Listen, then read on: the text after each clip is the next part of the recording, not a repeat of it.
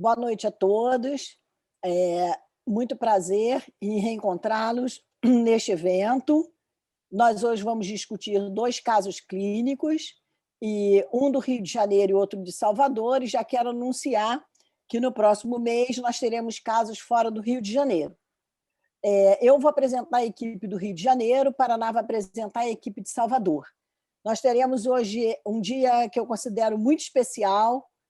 Teremos o doutor Gilberto Júnior, que vai apresentar o caso, o nosso radiologista, doutor Jaime Neto, e temos a alegria de termos aqui o Antônio Carlos Moraes, que vai discutir a parte intestinal, e o nosso cirurgião, doutor Lúcio Pacheco, que está nos honrando com sua presença hoje.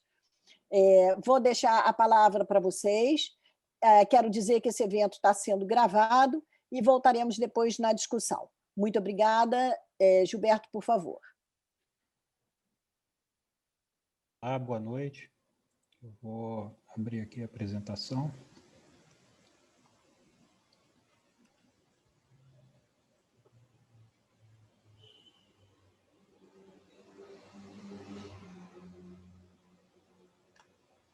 Então, o caso que eu vou apresentar hoje é de um paciente que a gente acompanha lá no Hospital Quinta Dor. É um paciente com diagnóstico de doença inflamatória intestinal e com acometimento biliar, que tem gerado uma discussão entre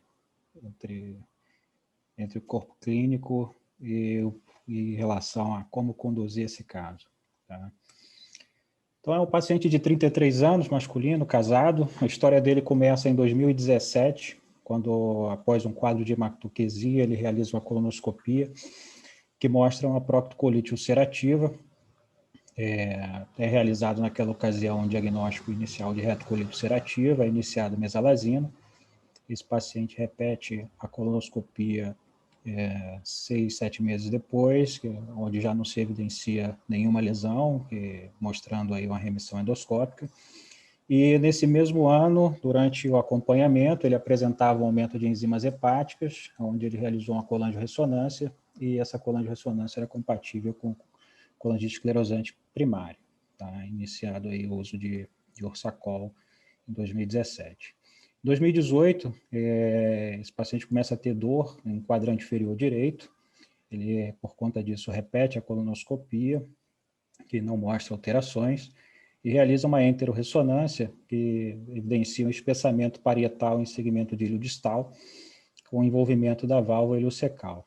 Tá? Naquela ocasião, se considera que provavelmente não era uma retocolite, sim uma doença de Crohn, e é iniciado corticoterapia para esse paciente. Ele melhora da dor abdominal, e em 2018 ele fica com tratamento baseado em Orsacol, prednisona e mesalazina. Durante o acompanhamento clínico, em virtude do diagnóstico de doença de Crohn, pensou-se em iniciar biológico, foi iniciado em abril de 2019 vedolizumab, tá? E durante o tratamento com biológico, foi tentada a retirada do corticoide, e sempre que se retirava o corticoide, esse paciente retornava com episódios de hematoquesia. Então, ele mesmo, por conta própria, retornava tanto a prednisona quanto a mesalazina. Tá? Então, de abril até setembro, ele fez uso de vedolizumab. No final, em outubro, ele repete uma enterorressonância que é normal e realiza uma calprotectina, que tinha um valor bastante elevado, de 853, e nessa ocasião se solicita uma nova colonoscopia para poder fazer uma reavaliação e se definir a manutenção ou não do biológico. Então, no início de 2020, em janeiro, ele realiza uma nova colonoscopia. Nessa colonoscopia se evidencia uma colite ulcerada de cólon esquerdo, tá? E nesse mesmo mês ele começa a evoluir com uma dor em hipocôndrio direito, a colia fecal. Ele é internado, realiza uma colangiorressonância, e essa colangiorressonância mostra múltiplos cálculos em colédoco médio e distal com dilatação de vias biliares. Tá? Esse paciente é internado, submetido a uma CPRE com a papilotomia e retirada dos cálculos, e colicistectomia. Tá? durante todo esse período, ele manteve o uso de corticoide, o Sacol e mesalazina, já estava sem o uso de biológico. Então, 2020 foi o ano da pandemia, a gente ficou acompanhando esse paciente de forma telemática, ele fazia episódios de urticária, fazia eventos infecciosos, infecção urinária, e em novembro de 2020 ele reinterna, tá, com um quadro sugestivo de colangite bacteriana, tá, repete uma colangio-ressonância, que nessa colangio mostrava uma estenose, um afilamento do colédoco, né, dilatação de vias biliares, e nessa internação ele é submetido a nova CPRE com dilatação dessa estenose e afilamento com balão. É realizado um escovado para a pesquisa de célula neoplásica e esse escovado foi negativo. Tá? Ele recebe alta, tá? E agora em janeiro de 2021, início de fevereiro, na verdade, ele realiza uma nova colangio-ressonância e tem um agendamento pendente, aí, um retorno no ambulatório. Tá? Aqui é só, tentei resumir os exames laboratoriais que esse paciente possuía. A gente tem registro aí desde janeiro de 2019, e só para a gente deixar registrado aqui, esse é o período em que ele estava usando biológico, tá? O vedolizumab. E aí a gente tem uma variação da gama-GT e na fosfatase alcalina, né? Bilirrubina normal, a calprotectina, que era de 200, foi para 853. Esse período foi o período da internação, em janeiro de 2020, onde ele tem a coledocolitíase com obstrução, a bilirrubina total chegando a 8,2, com predomínio de direta. Tá? Ele é submetido a CPRE, colestectomia. E aqui, já no final do ano passado, início desse ano, nesse quadro sugestivo de colangite bacteriana, onde ele realiza a nova CPRE com dilatação e escovado. Tá? Então, chamar a atenção aqui nos valores dos marcadores neoplásicos, CEA, CA199, alfa-feto, sempre dentro da normalidade. Nessa internação, ele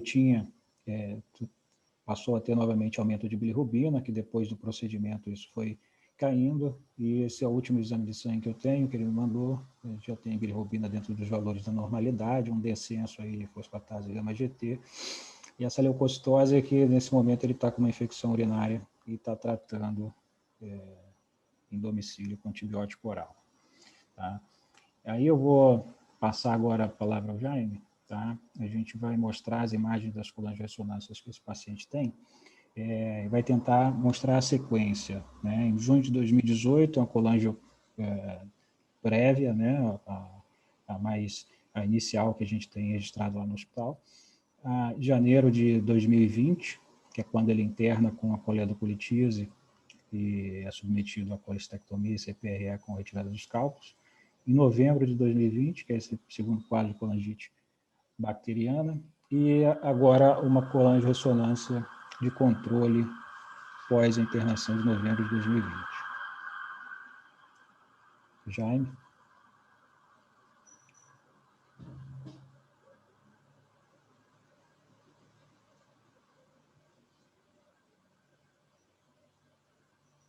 Jaime, você está mudo.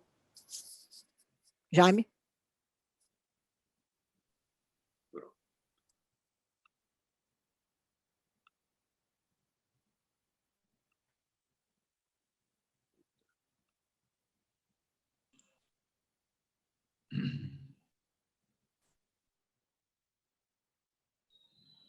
Eu não estou ouvindo. Jaime, vocês estão ouvindo ou não? Jaime, não estamos te ouvindo. Abre seu microfone, por favor. Estão ouvindo agora? Sim, Sim. obrigado. Então, esse exame aqui foi em 2019, é o primeiro exame que a gente, 18, que a gente tem acesso. E são duas técnicas diferentes de colangio-ressonância, mas mostram o mesmo padrão, que são as irregularidades das vias biliares intrahepáticas, com essas estenoses, com umas dilatações a montante. Normalmente a gente não vê via biliar tão periférica assim, então um padrão bem típico de colangite esclerosante. Ele tem essa porção central um pouco mais ectasiada da via biliar, isso vai ficar mais evidente à medida que vai evoluindo o quadro, e eu confesso que eu não sei explicar o porquê disso. Se a gente olhar aqui o colédoco, logo depois do cístico, ele começa a ter um afilamento gradual, isso em 2018.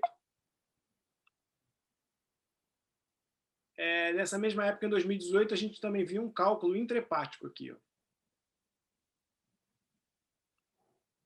E dava para ver também que a via biliar tem essa parede espessa, mas com uma transição bem gradual, um afilamento gradual. E quando a gente injeta o contraste, vê que a parede capta o contraste ali. Nesse momento aqui, ele estava com um quadro de colangite também, por isso que tem essa via biliar aqui com a parede espessada e com um sinal na difusão. Esse é um exame intermediário de 2019, que apareceram esses cistos peribiliares. Você pode ver que a dilatação aumentou. A gente começa a ver melhor essa estenose aqui no colédoco. É uma estenose gradual, lisa, bem simétrica.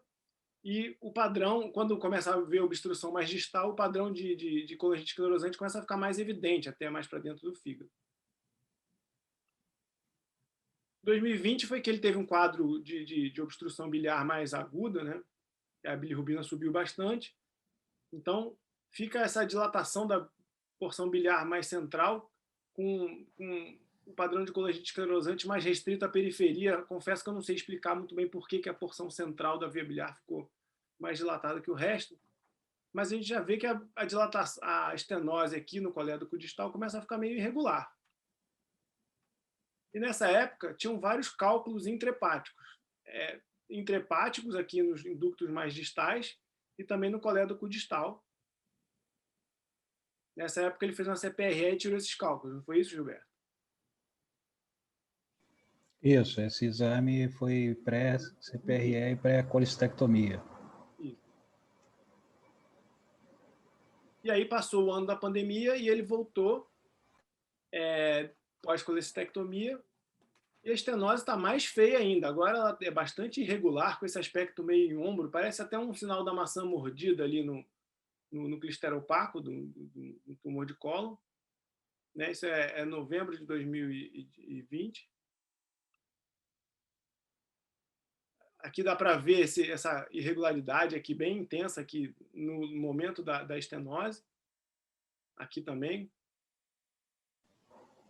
Aí é quando ele interna com quadro sugestivo de colangite, com novo aumento de bilirrubina, né, mas com colestase, e é submetido a CPRE com dilatação por balão e escovado. Né? Aí ele fez o escovado, que foi negativo, e esse é o exame atual. Então, são 3 meses depois daquele 1º de novembro, e aqui a estenose tem um padrão bem irregular, assimétrico, né, uma interrupção abrupta. Olhando as sequências mais anatômicas mesmo, dá para ver bem a parede espessada aqui, ó, e captando bastante contraste no ponto da obstrução ali.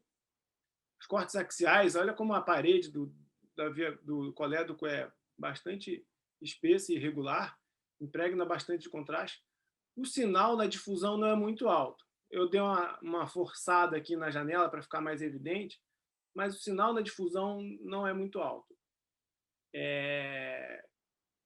Isso é que está um pouco incomodando. Assim. Se a gente for olhar os sinais de estenose que sugerem malignidade, ele tem todos. É uma estenose irregular, assimétrica e bastante extensa. Né? E a colangio-RM já mostrou uma acurácia semelhante à CPRE para esse tipo de diagnóstico. Agora, a difusão não é muito alta. Então, e a difusão, depois do padrão da estenose, é outra informação que a gente usa muito para avaliar se a estenose é benigna ou maligna. E a gente pode ver aqui que depois que você coloca a área da curva, né, para o diagnóstico de benigno versus maligno, ela aumenta muito quando você acrescenta a difusão. Então, a difusão é uma ferramenta que ajuda muito para esse diagnóstico de malignidade versus benignidade. E a difusão dele não tem obviamente restrição à difusão ali no lugar da estenose. Então, a gente fica com um aspecto de imagem um tanto conflitante. Ele tem padrão de estenose na colangio-RM muito sugestivo de tumor, mas não tem um hipersinal em difusão tão evidente assim quanto eu esperaria se fosse um tumor tão óbvio assim. E tem essa citologia negativa aí. Então é isso. Ok. Então, eu queria passar agora para a discussão. Jaime, muito obrigada. Gilberto, vocês continuam. Nós sempre discutimos os casos de uma forma multidisciplinar, porque eu brinco, Lúcio sabe disso, um não deixa o outro errar. A nossa responsabilidade com o doente é essa. Então, a gente tem muita dificuldade, vocês me ouvem falar sempre, o escovado é um exame bom, spyglass, tudo isso, mas eu não sei se a gente tem essa confiança toda de ficar tranquilo. Eu queria ouvir do Antônio e do Lúcio, que são os nossos convidados para discutir o caso, primeiro, o que fazer, né? E como é que a gente segue um paciente desse e qual é o momento da gente dizer aqui tem um tumor de via biliar, aqui não tem um tumor de via biliar, se é que a gente tem esse momento. E, Lúcio, queria que você comentasse isso, você sabe exatamente as perguntas que eu faço para você há 20 anos. E Toninho, eu queria que você falasse como é que a gente deve acompanhar um paciente com doença inflamatória intestinal, com uma doença dessa, qual é o momento que a gente sabe que tem um tumor no colo, e em relação à terapêutica, que é sempre uma discussão que a gente tem, mas ele tem uma icterícia, isso é da colangite esclerosante, qual é a melhor droga? Vamos lá, queria ouvir o que vocês podem trazer para a gente de contribuição. Antônio, quer começar ou posso começar? Não, eu prefiro que você comece, porque acho que a imagem do Jaime merece o teu comentário. Tá. Estou muito feliz de ter você aqui, Lúcio, com a gente. Muito feliz, muito. Obrigada. Eu também, estou muito feliz. Eu queria muito agradecer o convite do Paraná, da Ana. Queria dar uma boa noite aos colegas, ao Antônio, ao Luiz Freitas, que eu não via há tanto tempo e estou revendo aqui, Gilberto e os nossos colegas da Bahia, que também fazem parte da mesa. Doença inflamatória intestinal, colangite esclerosante primária e colangiocarcinoma são coisas que andam juntos. E talvez nessa sequência. Esse paciente tem doença inflamatória, inicialmente retocolite, depois um diagnóstico de Crohn, mas queria lembrar que mesmo Crohn, o risco de colangiocarcinoma também é alto, apesar da colangite esclerosante ser um pouquinho mais alto. E que assim, eu não ficaria muito tranquilo em não dizer que esse paciente tem colangiocarcinoma enquanto a gente não tivesse um método diagnóstico com sensibilidade boa. A CPRE com o escovado tem uma sensibilidade muito baixa, de 20%. A gente está deixando de fazer diagnóstico de câncer, talvez numa fase que dê para tratar melhor, em 80% dos pacientes. Então, isso é muito baixo.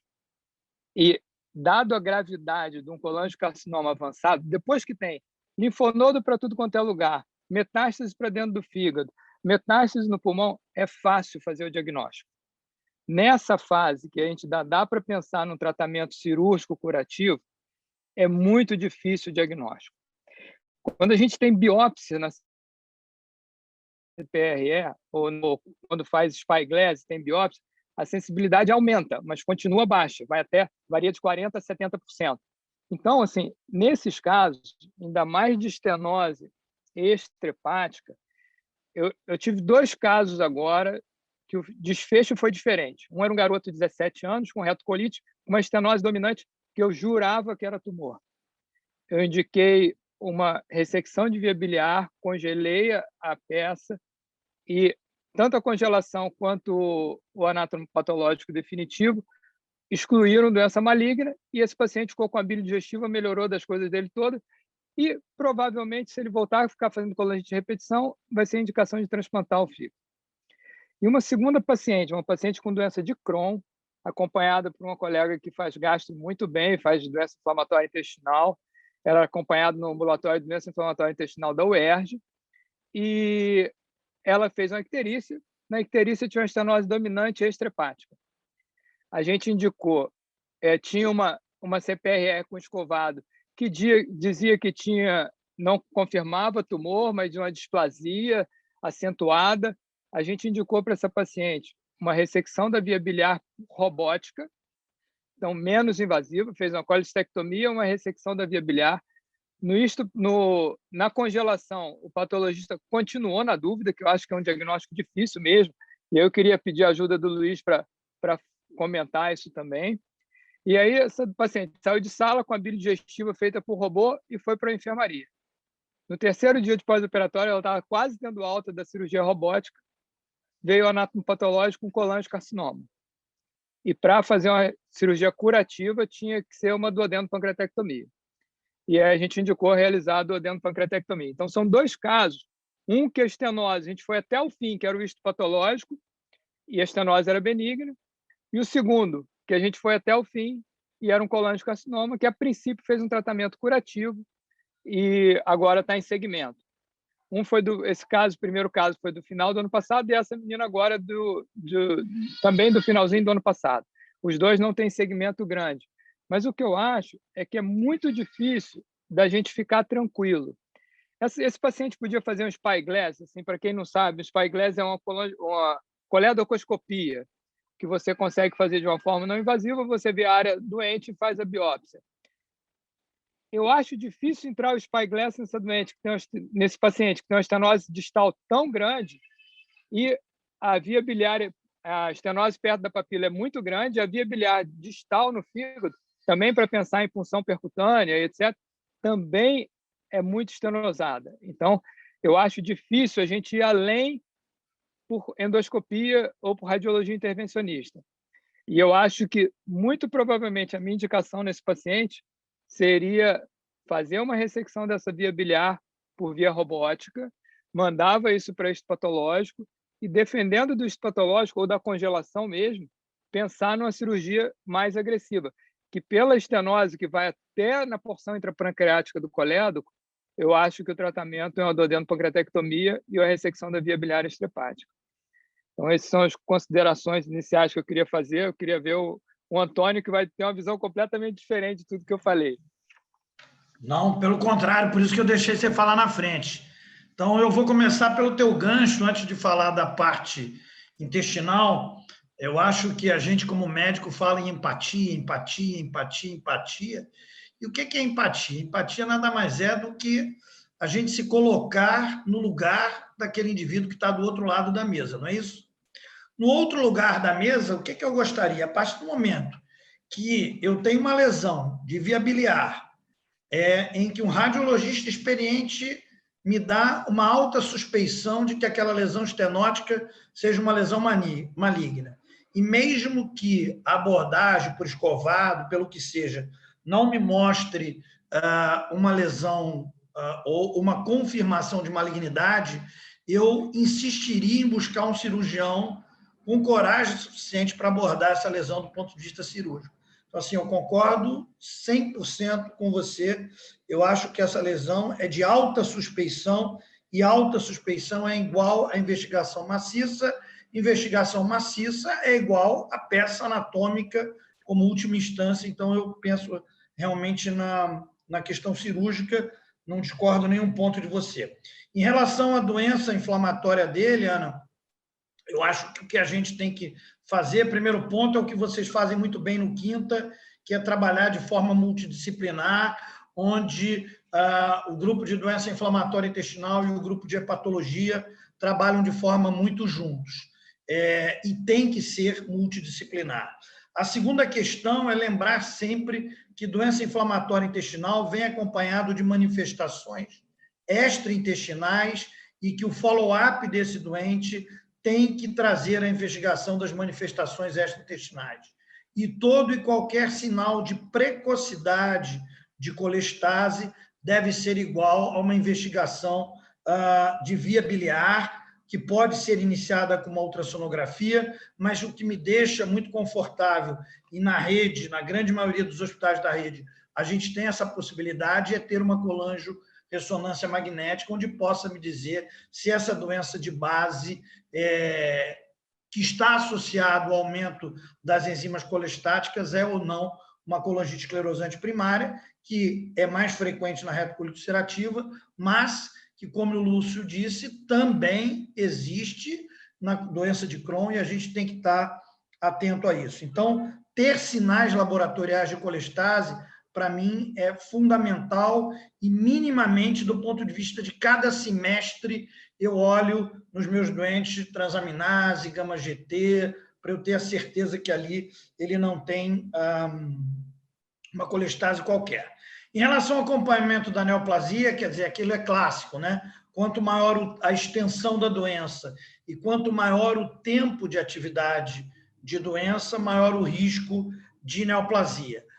Os protocolos vão variar de sociedade para sociedade, mas geralmente no caso de pancolite significa que entre as sociedades, a cada 8 anos ou a cada década, esse risco aumenta muito e esse paciente tem que ser utilizado, tem que ser observado do ponto de vista endoscópico e histopatológico com muito cuidado.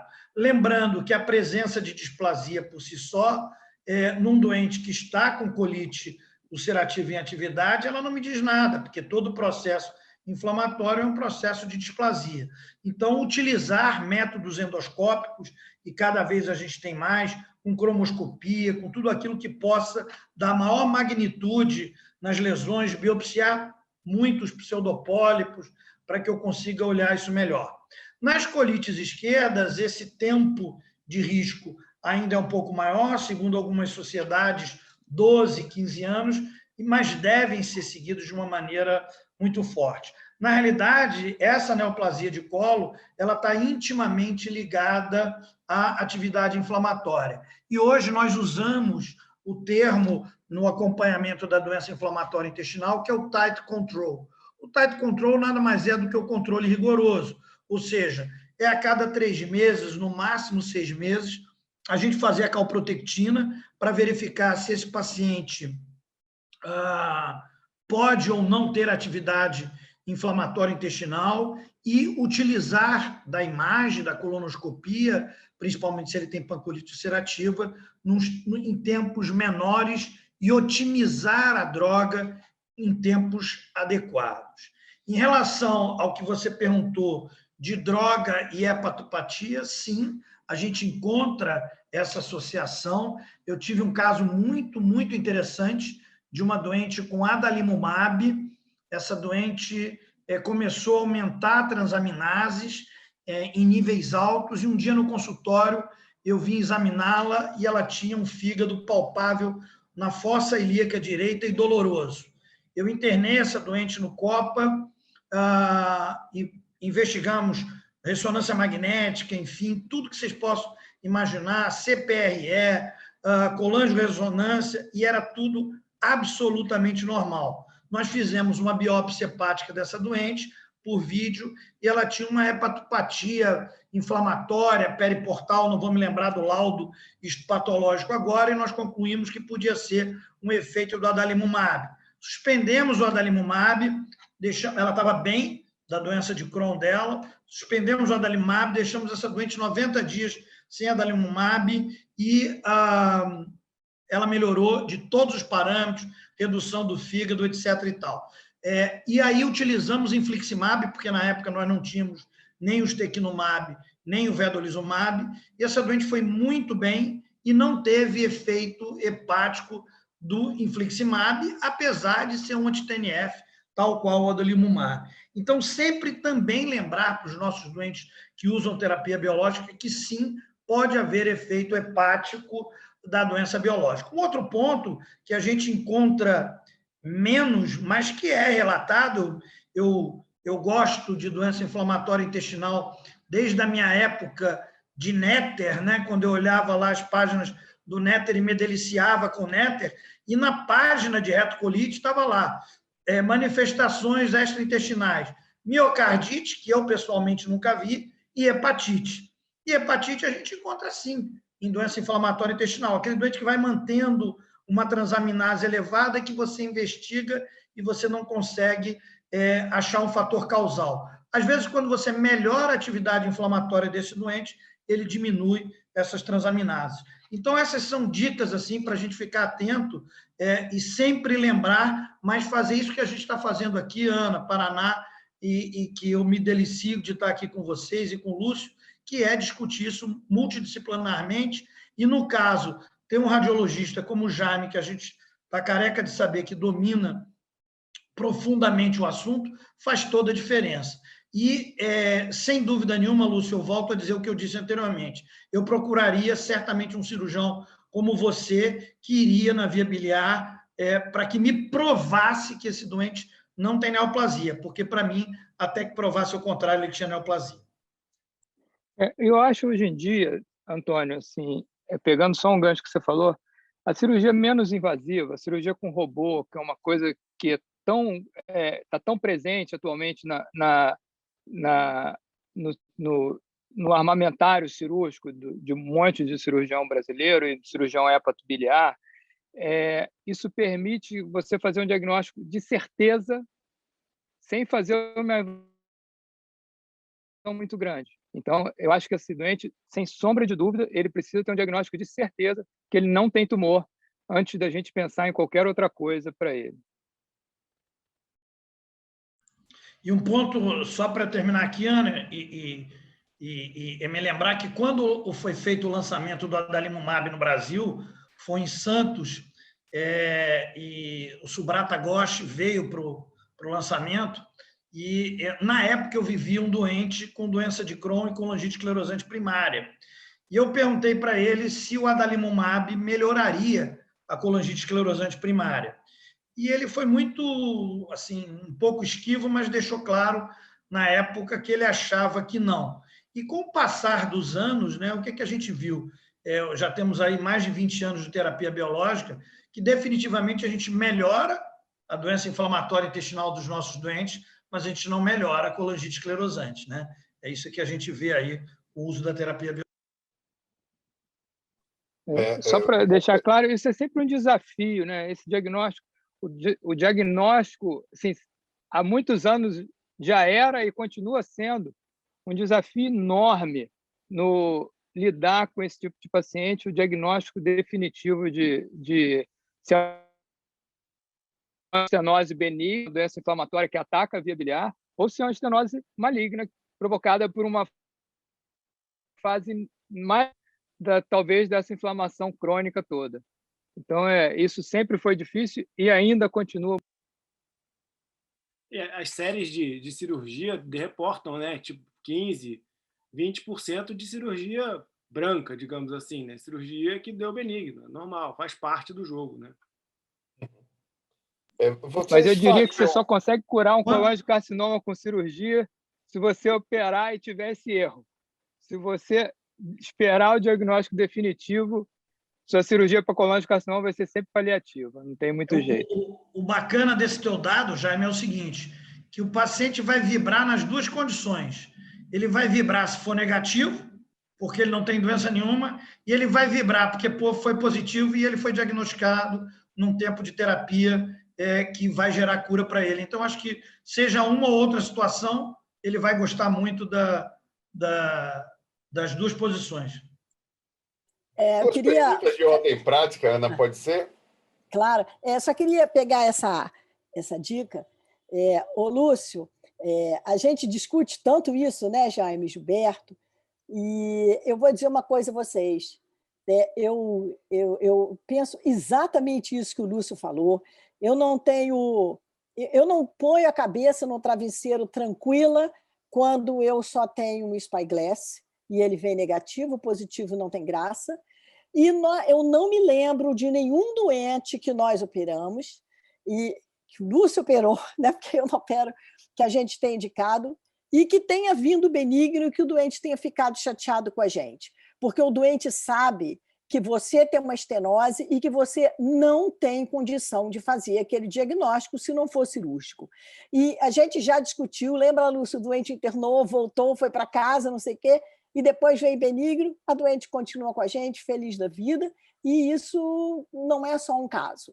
Então, eu acho que depende de como você aborda, depende de como você transmite, depende de como você faz o segmento e depende daquilo que você fala para o doente. Eu acho que você fazer isso mais precocemente é melhor do que quando você não vai o caso coma perdido, tumor disseminado. Ninguém vai operar ninguém se não tem uma estenose real e que seja dúvida diagnóstica, é a minha opinião. Vai lá, Paraná. É só um comentário e uma provocação. Essa é a doença que mais nos desafia. CEP é uma doença complicada, porque eu continuo dizendo, não é a mesma doença. A gente tem vários fenótipos de CEP em pacientes diferentes e acho que a gente não entendeu bem ainda as diferenças. Agora, nesse caso, do ponto de vista prático, olhando como clínico, é um paciente que já teve 2 episódios de colangite. Nós vamos assistir esse paciente morrer ou de colangiocarcinoma ou de colangite mesmo, porque ele tem cálculo biliar, ele está com a via biliar infectada, e a gente não vai transplantar porque ele não perde função hepática. É um drama. E ele não anda na lista no Brasil porque a gente não tem uma lista especial. E se a gente fizer para esse paciente antibiótico profilaxia, a gente pode tirar a chance dele de transplantar, porque a única chance que ele teria era uma colangite de repetição. Olha que situação difícil. Você faz aí, nesse caso, um Ursacol e antibiótico profilaxia, Ana? Esse paciente, ele tem, parece que 3 meses de diferença entre um e outro, né? Eu tenho algumas paixões na vida, uma delas é o Ursacol, entendeu? Aliás, a gente briga muito, porque se você não tiver um diagnóstico antimitocondrial positivo, você não consegue. Então, a gente vive brigando. O Lúcio briga com o transplante, a gente briga judicializando isso. Isso né, é inversamente proporcional à quantidade de biópsia que eu peço, que a gente depois um dia discute isso com o Freitas. E o antibiótico, eu acho que é preciso que você tenha um quadro infeccioso, que você tanto tempo que você acompanha esse paciente, você não pode ficar fazendo antibiótico. São condições especiais, discutidas. Eu não sei, esse doente deveria ter transplante, talvez um dia a gente consiga mudar isso. É uma discussão. Eu acho que o Ursacol, sim, antibiótico quando indicado. Não usa antibiótico à toa. Assim, é sempre difícil essa decisão, né? Diga.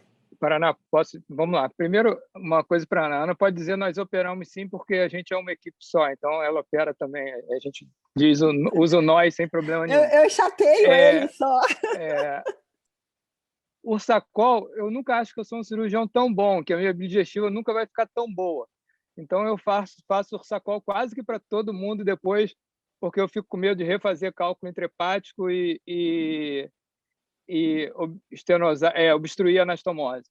Mas, nesse caso, eu acho que eu operaria para ter certeza que não é tumor.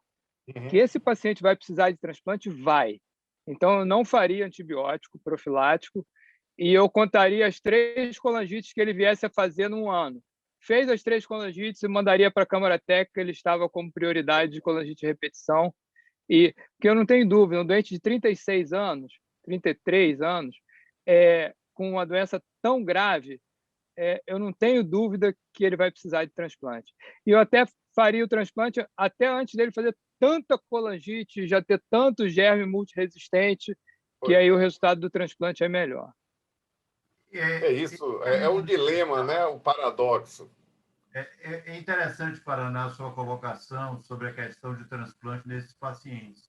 A Finlândia tem uma experiência muito particular com colangite esclerosante primária.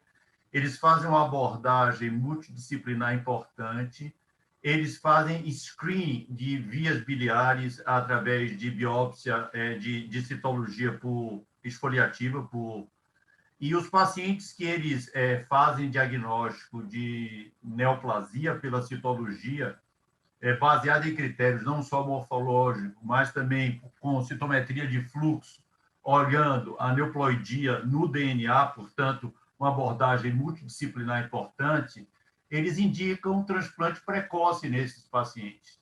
E eles acham que esse tipo de abordagem deve ser feita quando você pode oferecer ao paciente a chance de ser transplantado, né? Então, sobre a citologia, realmente a sensibilidade não é tão grande. Na sensibilidade existem 2 variáveis, né? Existe a variável da experiência acumulada e esse Johanna Arola, ela faz exclusivamente isso no grupo da finlandês e tem a maior experiência no mundo provavelmente nisso, né? Então, existem critérios que você pode adotar, critérios morfológicos, que dá para você diferenciar uma atipia inflamatória reacional, que é completamente diferente de uma atipia neoplásica, uma displasia de alto grau versus uma displasia de baixo grau. Belo caso. Ok, temos trabalho pela frente. Tuninho, você precisa preparar o protocolo dos imunobiológicos. Estamos preparados já, Tá bom. praticamente pronto. Vou apresentar para vocês. Ok. Paraná, segue, por favor. Gente, muito obrigada. Muito bom. Vamos seguir. Vamos lá, boa noite a todos. Um prazer estar aqui com vocês. Um grande abraço, Lúcio. Oliver. Tuninho já discutiu o caso principal, mas fica aí, porque tem uma sobremesa aqui também. Vamos ver esse caso bastante Ficarei. também multidisciplinar, que nós tivemos há pouco tempo. Um desafio também, porque é uma situação que gera desconforto no diagnóstico, como gera também dificuldades por algumas obstaculizações que a gente tem por parte do plano de saúde para ter acesso a alguns exames. É algo que a gente sempre enfrenta no Brasil. Eu vou pedir a Vinícius para apresentar. Vinícius é um hepatologista do grupo, lá do Hospital Aliança, também do Hospital Universitário Professor Edgar Santos, e também nós vamos ter a participação do Marconi Andrade, que é o nosso imaginologista do grupo. A gente trabalha sempre em multidisciplinaridade, e o Luiz Freitas, todos conhecem, que é um hepatopatologista de referência nosso, também lá do Hospital Aliança. Vamos lá, Vini? Vamos lá, sim. Boa noite a todos. Muito obrigado pelo convite, né? Fazer parte de uma mesa tão seleta. É uma honra. E vamos começar aqui. Tá tudo ok, não é? Vocês me ouvem bem e conseguem ver as imagens, não é? Tranquilo. Pronto. É uma mulher de 35 anos, uma jovem de 35 anos, que chegou em dezembro, no dia 10 de dezembro, por conta de um prurido generalizado que começou 2 semanas antes da admissão. Ela procurou, inclusive, uma dermatologista por conta desse prurido e foi prescrito ivermectina e permetrina. Ela pensou em escabiose e prescreveu essas medicações. Mas ela não melhorou, continuou com náusea, anorexia, ela tinha uma dor tipo cólica pós-prandial leve em abdômen inferior, mas ainda a nível ambulatorial, cerca de 2 semanas com esses sintomas, quando de fato apareceu uma síndrome colestática. Ela cursou com icterícia e colúria 2 dias antes da admissão. Quando surgiu a icterícia e a colúria, até antes de internar, ela fez uso também, por indicação ambulatorial, de ciprofloxacina, que ela usou por 2 dias somente, foi quando ela internou. De antecedente médico, ela tem artrite reumatoide há cerca de 3 anos, com fator reumatoide positivo, uma poliartralgia periférica, e a história medicamentosa dela começou usando metotrexato. Ela usou por cerca de 1 ano, o primeiro ano de diagnóstico ela usou metotrexato, foi quando ela engravidou, foi suspenso. Durante a gestação ela usou prednisona, quase que 1 ano na gestação toda, e o pós-parto imediato. Usou por pouco tempo a hidroxicloroquina, que não foi muito efetivo. Foi quando ela mudou para o reumatologista dela, tá? Inclusive eu enviei o link para ele pode estar aí, doutor Alexandre. Ela fez uso de infliximab cerca de 4 meses antes da história atual. E usava, por conta dessas artralgias, anti-inflamatórios ocasionais. Na admissão, ela estava ictérica, chamava atenção um rash pruriginoso, difuso, predominantemente central, né? Nas coxas, raiz de coxa, no abdômen. Tinha um abdômen levemente doloroso na parte inferior, nas fossas ilíacas, e estava febril com os dados vitais normais. Os exames admissionais, com a parte hematométrica normal, mas, de fato, chamava atenção as aminotransferases, né? ALT de 2.410, e aí nos 3 primeiros dias da admissão, que foi quando estava fazendo os exames admissionais, chegou a 2.908, com a AST de 2.570, chegando a 2.165. Fosfatase e gama-GT também elevados, né? O gama-GT bastante elevado, mas fosfatase nem tanto. E a bilirrubina também, né? Preocupavam. A bilirrubina de 6,9, chegando a 10,1 nos 3 primeiros dias, com já alteração do RNI, né? De 75% inicialmente até 50% no 3º dia. A albumina também baixa, 3,2, com a globulina de 3. A parte inicial da investigação, que foram esses primeiros dias, ela tinha sorologia para hepatite B, hepatite A, hepatite C negativa, tinha um IgG e um IgM reagente para herpes. O valor da normalidade seria, para o IgM e para herpes, seria de 1,2, ela tinha de 1,3. Tinha um IgG e IgM também para parvovírus reagente, de 1,9. E tinha um FAN de 1/160, nuclear, pontilhado fino, com um IgG total de 1.589. Resgatando com o reumatologista dela, ela tinha um FAN em baixos títulos, se eu não me engano, 1/40. Então, esse FAN, de fato, alterou-se na admissão. Os exames de imagem, que eu vou passar para o controle, para Marconi comentar. Boa noite a todos. Essa paciente ela fez alguns exames no serviço. Eu acabei selecionando algumas imagens um pouco mais explicativas em relação ao caso. Então, a maior contribuição, né, da radiologia em relação a um contexto, né, de colestase, de elevação de bilirrubina, a gente tentar identificar se é um padrão com obstrução ou com dilatação de via biliar ou não. Então, esse é o principal target, né, na avaliação inicial desse tipo de paciente. E o que chamava a atenção nessa paciente, assim, a gente não via alteração de via biliar. A gente não via dilatação, não via irregularidade, então, muito provavelmente, esse padrão colestático estava mais relacionado, né, alguma coisa hepatocelular do que biliar. Quais eram os achados, né, nesse momento mais precoce da investigação? A gente viu um pouco de edema periportal nessa paciente e a gente identificava perifericamente no fígado algumas áreas de alteração na intensidade de sinal, algumas áreas com um sinal mais elevado em T2, indicando algum grau de edema. A gente também identificava isso no T1, uma redução nessa intensidade de sinal. E isso, você passa a próxima imagem, por favor? Pode, e você também tem controle com a seta, viu, Marconi? Ok. E quando a gente injetava contraste, o que chamava a atenção era uma heterogeneidade na intensidade de sinal do parênquima, né? Então, tudo isso indicava algum grau de processo inflamatório, mas mais provavelmente no espectro hepatocelular do que no espectro biliar. Tem alguns exames de tomografia também que foram realizados durante a avaliação.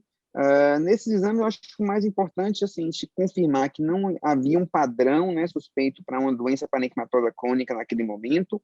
A gente ficou um pouco preocupado, investigou também com bastante cuidado a parte vascular, por conta das alterações perfusionais, principalmente periféricas, mas todos os vasos eram pérvios, não tinha sinais de trombose. Então, resumindo, era um padrão que não havia dilatação de via biliar intra ou extrahepática, não havia alterações vasculares, mas, francamente, o parênquima apresentava um padrão de edema e de provável processo inflamatório.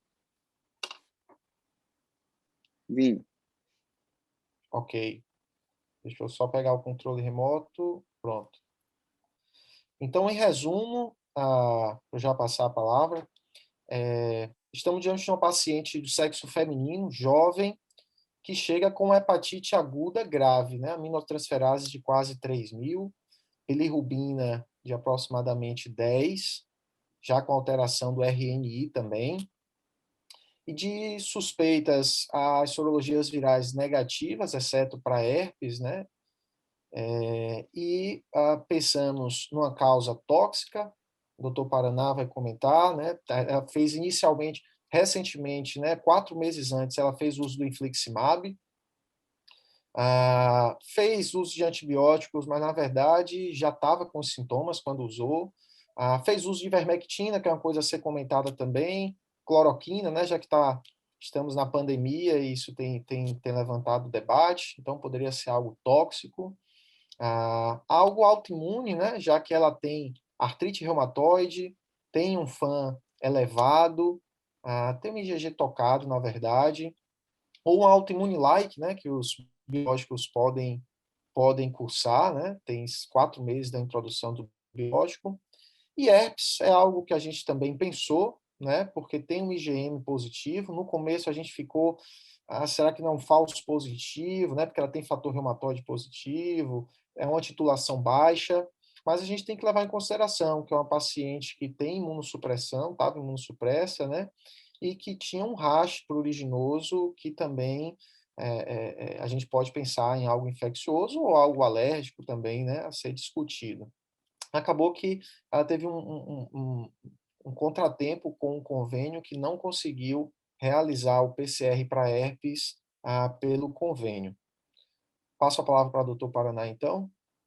Então, esse é um caso desafiador, porque está 4 meses depois da última aplicação, da última infusão do infliximab, uma paciente que faz uso de demanda de anti-inflamatórios não esteroides e que tem toda essa história de exposição anterior à droga, embora a exposição à cloroquina e ivermectina tenha sido anterior.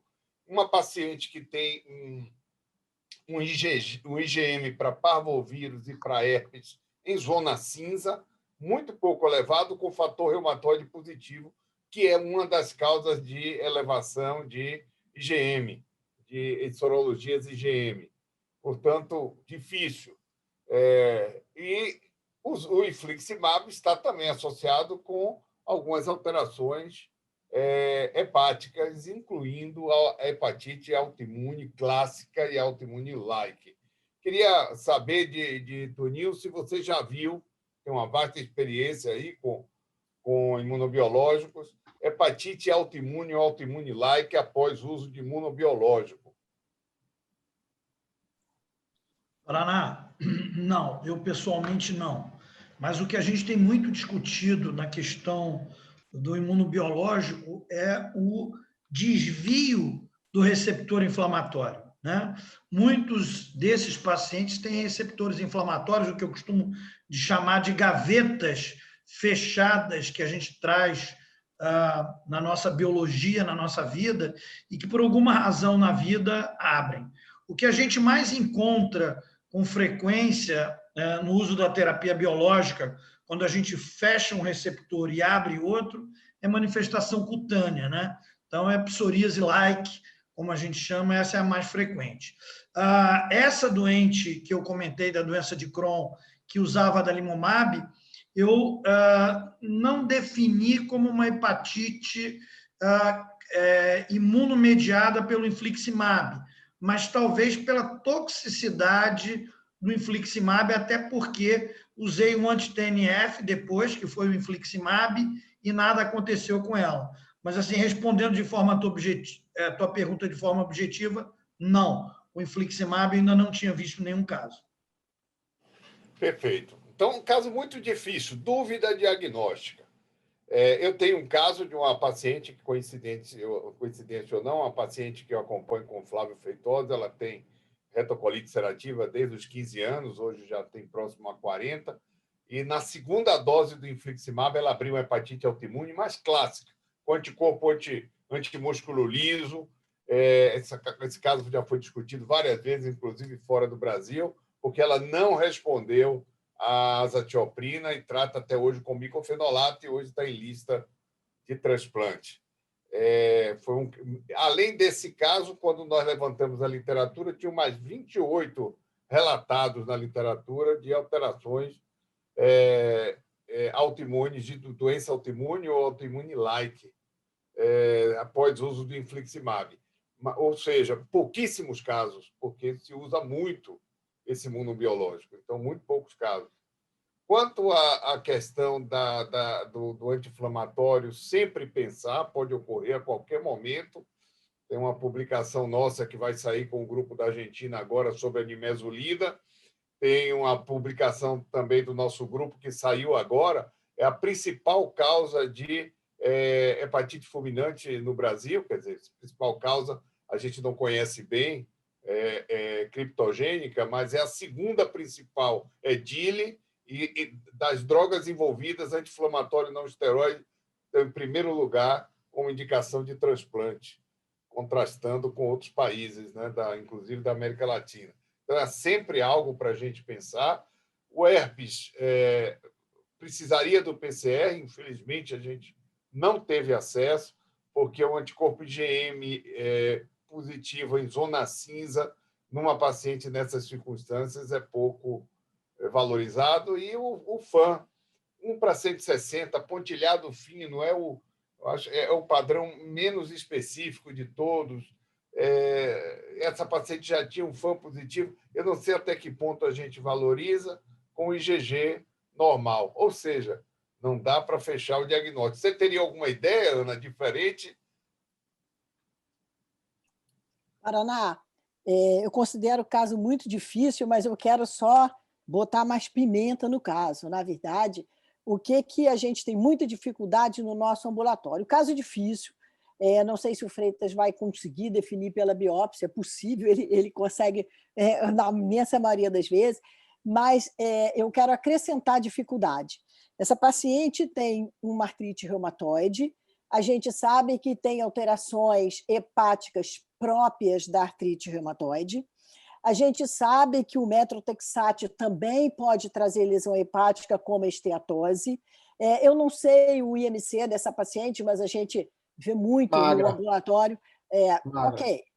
Ok. Então, eu não sei se eu tenho uma condição predisponente pela sua doença, vamos chamar assim, do tecido conjuntivo, uma R com alterações próprias, acrescidas do metrotexate, quando eu tenho aí um fator agressor, que eu tenho herpes, mais esses imunobiológicos. Eu queria até ouvir o Freitas sobre isso, porque a gente tem muita dificuldade. Doente chega para a gente com a R, com lesões próprias da R, vem tomando metrotexate, usa um corticoide e fica aquela mistura de atividade inflamatória hepática que fica difícil até você dizer quem é quem. Então, eu queria só acrescentar para aumentar a dificuldade e ouvir o Freitas, que certamente ele tem coisa aí para nos falar na biópsia. Não tem a dúvida. É o mantra do hepatologista, né? Quando não sabe o que é dúvida diagnóstica, o hepatopatologista tem que entrar em ação. Mas, nesse caso, tem uma pergunta a ser feita. Essa paciente estava com o tempo de protombina alargado, na fase muito aguda da doença, com essas características. Você faria algum teste terapêutico com corticoide nela ou não? Com esse herpes positivo? Positivo, o herpes positivinho, né? Positivinho. Eu acho que olha só, eu não tenho muita preocupação com corticoide, não. Quando eu vejo que a gente pode perder doente com uma protrombina largada, eu faço. Eu faço e fico perto, entendeu? A gente já fez isso mais de uma vez, tá? Entendeu?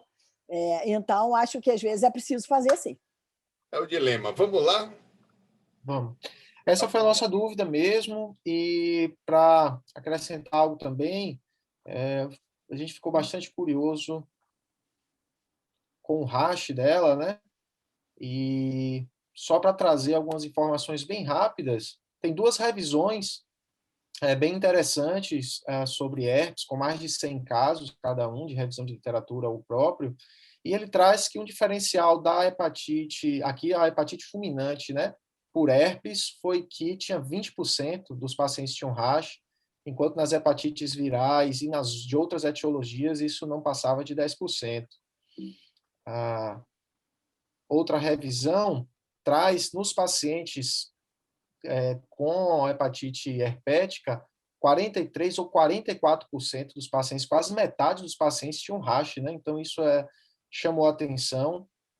Pensando em hepatite herpética, A nossa paciente, de fato, é imunossupressa, né? Então, 53% dessa coorte tinha imunossupressão, 23% em gestantes, né?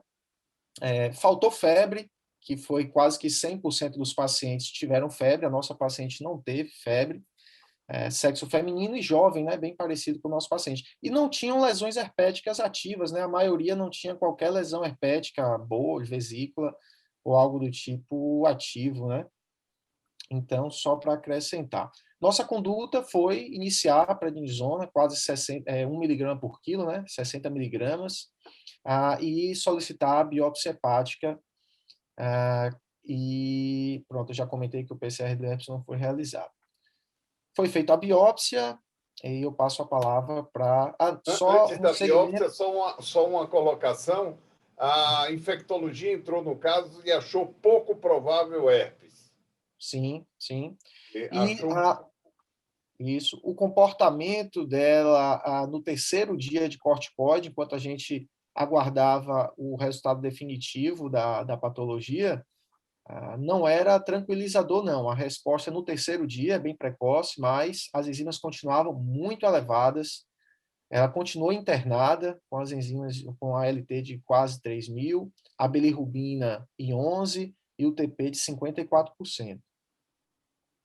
Queria perguntar, antes do Freitas falar, vocês trataram o herpes dela junto com 60 miligramas de corticoide ou não? Então, até então, a infectologia considerava pouca probabilidade de ser herpes, mais uma hepatite autoimune, a gente introduziu como teste terapêutico. Tem uma pergunta já muito interessante, se a biópsia percutânea ou transjugular. A biópsia foi laparoscópica, é isso? Não, foi percutânea mesmo. Percutânea. Foi o radiointervencionista que fez, e ele costuma fazer algo interessante, que é a colocação ou de autocoágulo, né? Gera o coágulo e faz no circuito, ou de gelfuan. Mas a pergunta é boa, porque o ideal para essa paciente seria a biópsia transjugular. Mas, mais uma vez, a gente esbarra na questão do plano de saúde. É uma biópsia cara e tem uma certa escassez do catéter e, geralmente, o plano de saúde não autoriza, mas é a melhor de todas as biópsias nesse caso. Embora... Sem dúvida. Ela tem uma plaqueta boa hoje, também. E ela tem uma plaqueta de... Hoje não é um marcador tão específico que... Ela tinha uma plaqueta acima de 200 mil, e só chamando a atenção que antes de começar o infliximab, ou seja, 4 meses atrás, ela tinha um laboratorial completamente normal, as enzimas de 20 e 24, né? Então, de fato, é algo bem agudo, bem recente. Vamos adiante. Deixa eu passar o controle para o Dr. Freitas também. Pronto, a seta está sob o seu comando, professor. Boa noite a todos. Eu gostaria de agradecer o convite para participar dessa sessão e dizer que, bom, eu venho fazer a coisa que eu mais gosto de fazer na vida, que é discutir casos interessantes. Vinícius, eu acho que a gente pode voltar uma atrás, eu acho que não tenho controle... Tem. Não, eu não tenho controle sobre a passagem, não. É o primeiro que eu gostaria. Deixa eu ver. Ok. Esse. Eu fico com o comando, Vinícius. Perfeito. Então,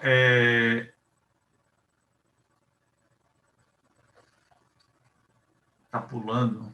Vamos fazer o seguinte, você passa, eu acho que fica mais fácil. Primeiro slide. Ok. Então, vocês estão vendo aqui, foi uma bela biópsia, né? Então, aqui está a foto no menor aumento. Nós recebemos um fragmento muito bom. E o que chama atenção é um infiltrado inflamatório, que vocês podem observar, tem uma distribuição portal, basicamente portal, essa distribuição do infiltrado inflamatório. E o patologista, quando vê em fígado, um infiltrado inflamatório de base portal, ele pensa em doença crônica do fígado. Então, vocês estão vendo aqui bem marcados, mas chama atenção também, e nessa área daqui, o parênquima hepático está preservado. É um parênquima aqui que está sujo, eu quero dizer que, além dos hepatócitos, existe claramente um infiltrado inflamatório entre os hepatócitos. Existe aqui uma área onde nós observamos o espaço porta densamente infiltrado e uma área de desaparecimento de hepatócitos que corresponde a áreas de necrose. Pode passar o seguinte. Bom, esse é um detalhe de um desses espaços porta ampliado, tem fibrose, tem infiltrado inflamatório. Esse infiltrado inflamatório ele tem uma nítida atividade de interface. Nós podemos observar aqui claramente a atividade de interface, hepatócitos isolados aqui nessa área, aqui um ducto biliar, um hepatócito isolado, mas observem que existe uma atividade inflamatória intensa no parênquima hepático.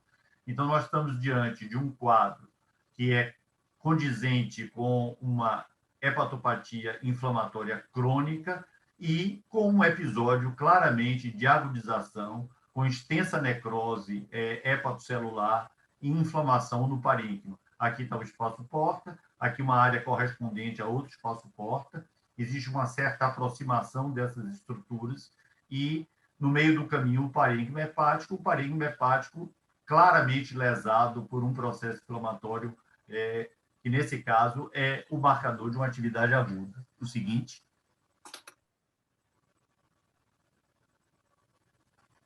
É uma área aqui portal, aqui está o ducto biliar, identificando um ducto biliar identificando uma área portal, e aqui uma grande área de destruição hepatocelular, de necrose, e além disso, no parênquima hepático, ao lado a gente pode ver que tem colestase. Essa é uma área de dilatação canalicular com infiltrado inflamatório, hepatócitos balonizados e o infiltrado inflamatório bastante ativo aqui nessa zona, que já não é mais zona de interface, né? Pode passar o seguinte.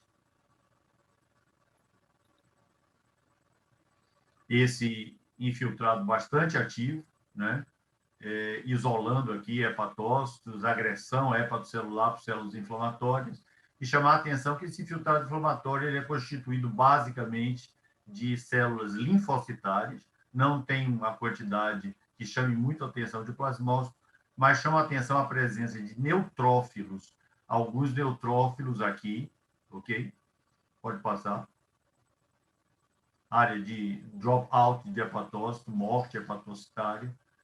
Mais uma vez o aspecto, nós podemos passar mostrando essa grande zona no parênquima de atividade necroinflamatória. Pode ir adiante.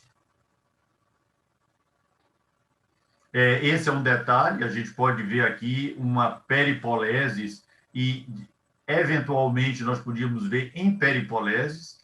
Essas alterações são alterações consideradas características de hepatite de natureza autoimune, né? Então, vocês estão vendo aqui dentro do hepatócito um linfócito com um halo em torno. Isso não é um achado nem muito frequente e fácil da gente ver nas hepatites autoimunes. Né? Pode passar. Balonização de hepatócito, o seguinte. A atividade chamando a atenção para a presença de um infiltrado inflamatório misto, agressão de estruturas ductulares, pode passar. Esse é um PAS com diastase, mostrando nessa área daqui uma grande concentração de macrófagos fagocitando material PAS positivo, que é um marcador de que aqui houve recentemente uma grande necrose e que os macrófagos entraram fazendo a limpeza da região. Pode passar? Isso nós vamos ver em detalhe aqui. Essas células vermelhinhas são macrófagos que fagocitaram e contém restos celulares, provavelmente, no seu interior. Aqui a grande atividade degenerativa e necroinflamatória no parênquima circunjacente. Pode passar. O picrocídio vermelho confirma, né, já a existência de uma fibrose portal, o que nos dá uma certa segurança de que esse processo não é um processo recente. Essa paciente já tinha uma atividade inflamatória com deposição de matriz conjuntiva. Então, isso em vermelho é colágeno e é uma deposição de matriz conjuntiva. Pode passar. Aqui, uma zona em que nós vemos claramente um espaço porta, outro espaço porta, e aqui uma aproximação dessas duas regiões, mostrando que houve um colapso do parênquima hepático, que condiz com o quadro grave de uma hepatite aguda dessa paciente. Então, uma paciente que tinha provavelmente uma doença crônica e que houve um episódio de agudização. O seguinte. Pode passar? Esse aspecto, pode passar, vamos passar adiante. Esse aspecto de grande destruição. Bom, essa imagem é uma imagem interessante. Quando nós tivemos a notícia de que o herpes da paciente tinha dado positivo, nós usamos um anticorpo anti-herpes. E vocês vejam aqui células indubitavelmente marcadas positivas, né? Com um padrão que é semelhante ao que está descrito nos manuais. Eu devo chamar a atenção de que esse é um anticorpo policlonal e eu acho que o patologista precisa ser devoto de São Tomé, duvidar sempre. E foi o que nós fizemos. Nós pegamos um fígado de um paciente que não tinha doença inflamatória nenhuma e usamos como controle negativo, e vocês vejam aqui a reação completamente negativa. Faça o seguinte, por favor, Vinícius.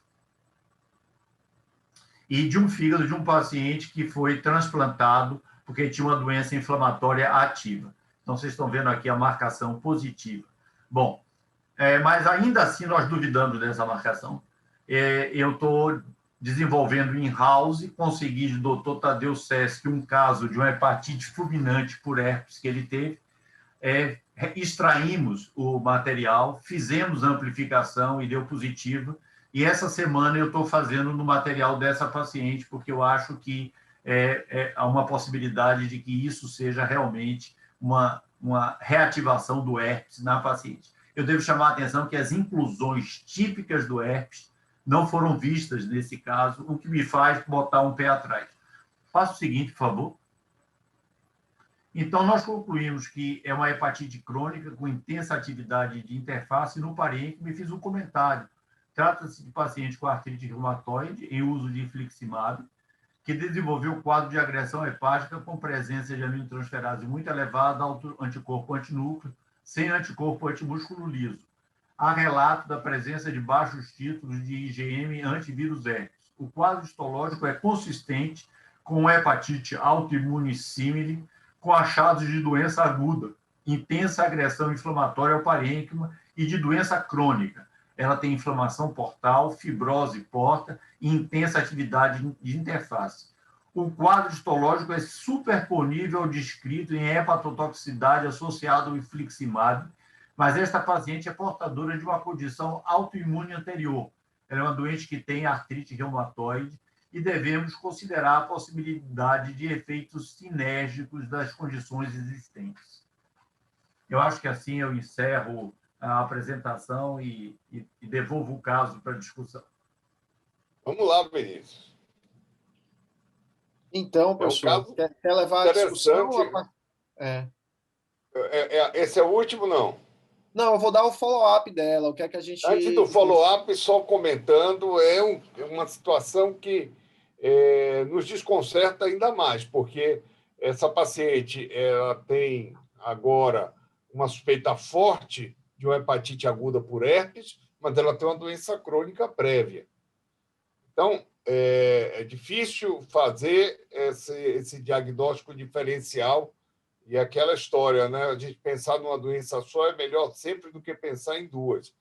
Pensar em duas doenças é que ela tivesse uma condição crônica, provavelmente autoimune, e que agora teve uma hepatite por herpes, mas o mais lógico é pensar numa ativação de uma hepatite autoimune prévia. Seria o mais lógico. Mas a situação não se encaixa hoje, não permite definir entre uma e outra. Alguém colocou aí no chat que o infliximab tem uma meia-vida longa e que 4 meses é possível que tenha alguma ação, e colocou também que, diante de uma paciente dessa, que é uma discussão que a gente vai fazer no final, se numa paciente dessa a gente permitiria que o reumatologista continuasse usando um anti-TNF. Então, vamos lá adiante. A gente já tinha entrado com uma dose generosa de corticoide. Normalmente, a gente não usa essa dose, mas foi pelo receio de perda da paciente. E, em seguida, a gente entrou com antiviral também. Mas não tiramos o corticoide. Adiante aí. Exato. Mantivemos 1 miligrama por quilo durante um bom tempo. A gente só começou a desmamar depois que as enzimas começaram a cair de fato e entramos com o aciclovir venoso. Ela fez uso por quase 10 dias, foram 9 dias na verdade, e nesse período, sim, a gente começou a ter uma queda. O ALT, que chegou a quase 3.000, caiu para 1.500, o AST de 2.500 para 792. A gente começou a ver uma queda de bilirrubina, então isso a gente começou a ficar mais confiante, mais tranquilo, para dar segmento ambulatorial. Fomos desmamando muito lentamente, atualmente, ou seja, isso foi em dezembro.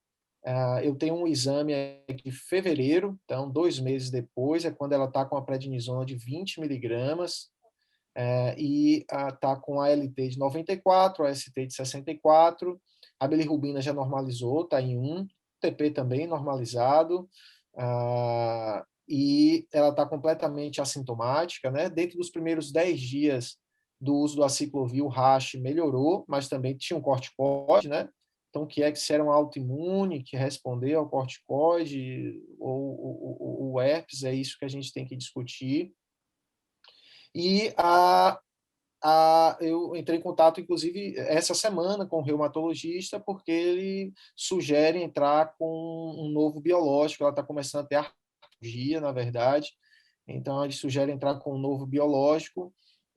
Ele sugeriu a interleucina 6, né? Um inibidor da interleucina 6, para não usar um da mesma família dos anti-TNFs. Muito bem. Essa paciente tem mesmo herpes? A gente não tem o PCR dela. Freitas deve nos dar essa resposta. Mas, aparentemente, ela tem uma imunomarcação de herpes na biópsia, e um herpes intenso. Dá para afastar a hepatite autoimune? Obviamente, não. Dá para afastar a DILI? Eu acho que também não, sendo DILI um fenômeno sobreposto a uma doença hepática prévia. O fato é que o dilema agora é como conduzir essa paciente. Se ela vier com o herpes, o PCR no tecido positivo, se a gente tiraria completamente o corticoide. Se ela vier negativo, se a gente evoluiria para tratá-la como uma hepatite autoimune, classicamente, ou se a gente ia pagar para ver, tirando tudo e observando essa paciente e reintroduzindo o corticoide caso volte a elevar. O que é que vocês acham? Alguém quer comentar, Ana? Queria fazer só um comentário, Paraná, que eu acho que é interessante, Vinícius, que vale ser discutido com o reumatologista. Mas quando é que foi a última dose de infliximab dela? Isso, ela começou há 4 meses dos sintomas, e a última dose tinha sido cerca de 1 mês e meio antes do... Não, ela usou umas só não 3 esquecer, doses, ela fez a fase da indução mesmo. Só não esquecer que a vida média é longa e que se você iniciar uma interleucina agora, você vai estar com 3 imunossupressores, né? Então, lembrar aí de proteger essa doença, se caso vai começar, para PCP, etc., porque ela estaria com infliximab, uma anti-interleucina e corticoide em dose bastante elevada, né? Bem lembrado.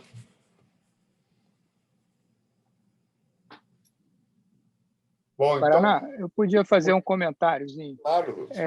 A gente, principalmente paciente transplantado, que é imunossuprimido também, e o que a gente vê, às vezes, é alguma infecção viral ser gatilho para exacerbar alguma resposta imune. Eu acho que essa doente pode ter uma hepatite autoimune que vinha ali de forma crônica e fez uma infecção por vírus, e você faz um aumento de atividade da hepatite autoimune e causou esse quadro grave. Assim, eu acho que aí a super importância da biópsia. Eu acho, nesses casos agudos, a biópsia com uma área de necrose não tão muito grande, acaba que não afasta completamente que essa doente vai precisar de um transplante naquele quadro agudo, mas deixa a gente um pouquinho mais tranquilo. Se a gente visse ter uma biópsia com uma necrose extensa do fígado, muito grande, a gente ia ficar mais preocupado em relação à evolução dessa doente, se ela ia precisar ou não de um transplante agudo, né? Mas é um caso super bonito e parabéns, Freitas, a patologia foi ótima, ótimo. A patologia deu um show.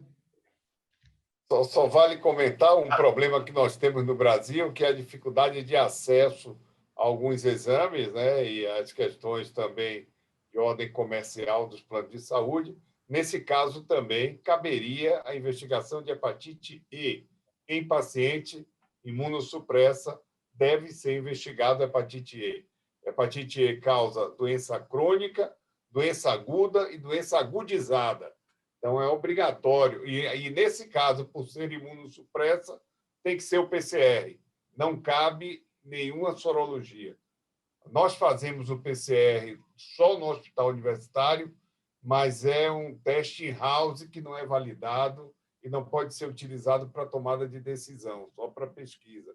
E o Brasil não tem disponibilidade desse teste na prática clínica, nem na rede pública, nem na rede privada, mas seria obrigatório. Paraná, É isso. O caso é belíssimo, difícil.